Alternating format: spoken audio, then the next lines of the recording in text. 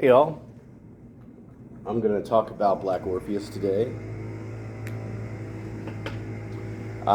This video is going to be focused on the chords, the harmony, what scales you can use to solo with, but primarily the notes and the chords. That way you can either write them down, or one thing you can do that's kind of useful. Let's see if I have a lead sheet. Be right back. Here it is. You could write the names of the chord above the chord in your lead sheet. That can be a really useful way to go about practicing, because then it's just all right there and you can figure them out as you go. So, Black Orpheus revolves around, or at least this occurs a lot in the song. It's the 1, 2, 5 of A minor. So we could sometimes minor, you'll see the lowercase Roman numerals indicating the 1 chord.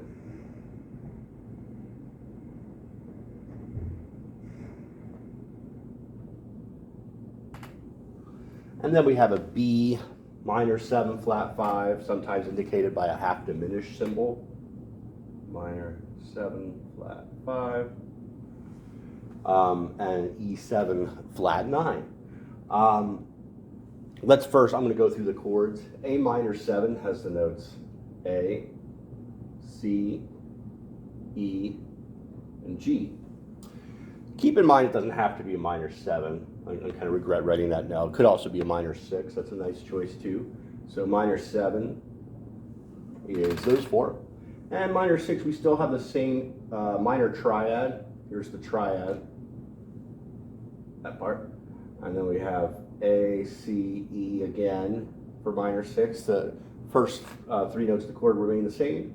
And the minor 6 is an F sharp. Feel free to pause or write that down if it helps. Okay, so now moving on to the next measure.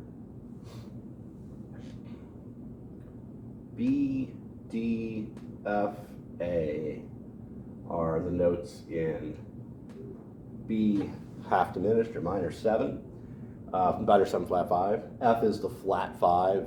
Typically a minor 7 would have an F sharp, but so that notes, it's really important not to rely on voicings when you see the B.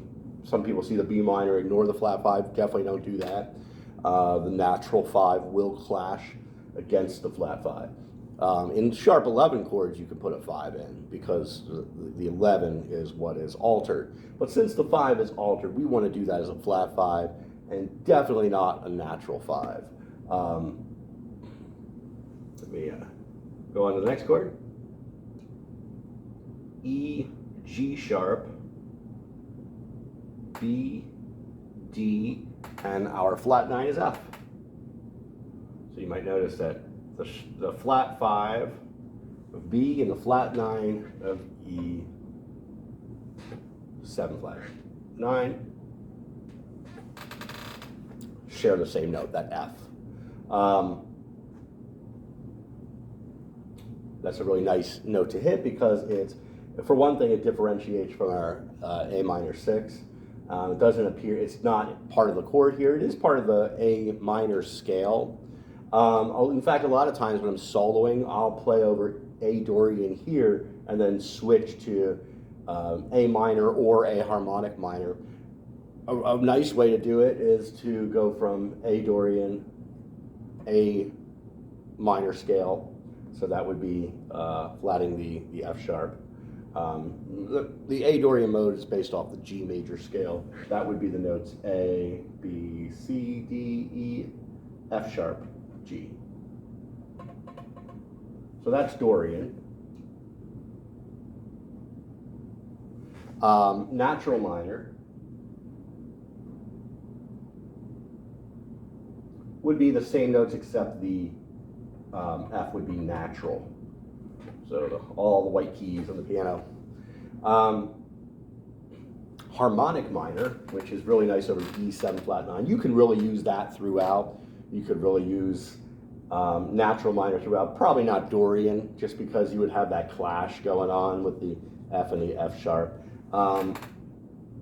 Harmonic minor is the same as natural minor. It's a natural minor scale, or some kind also referred to as the Aeolian mode, with a raised 7, A, B, C, D, E, F, G sharp.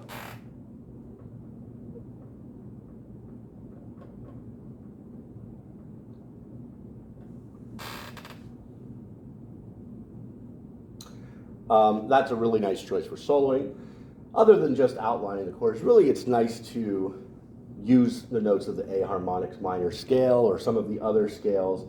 Use those notes throughout, but also really focus on bringing out the chord tones in your solo, especially on the first and third beats. Those are harmonically strongest beats in 4/4 time. But also, even just on the beat and on the offbeat, you have a lot of liberties you can take. Not only notes of the scale that don't fit the chord, but really a lot of chromatic notes can be really nice choices there too, such as leading tones of each of these chords, lower neighbors, upper neighbors.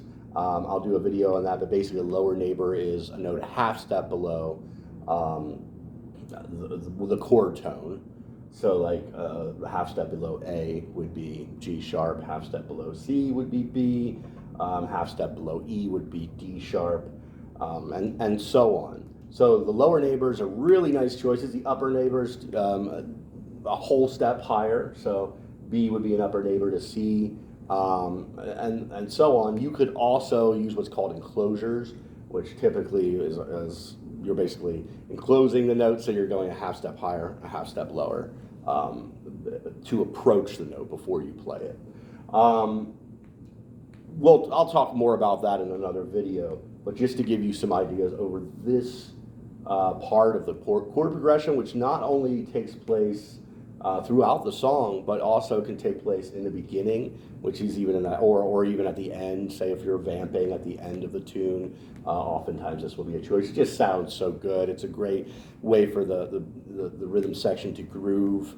A great way to set up the song, and just a really common way to go about it. I'm actually going to stop there, and that way you could isolate this video. We'll go on to the next video in which I do all the chords. That way you won't have to watch me erase.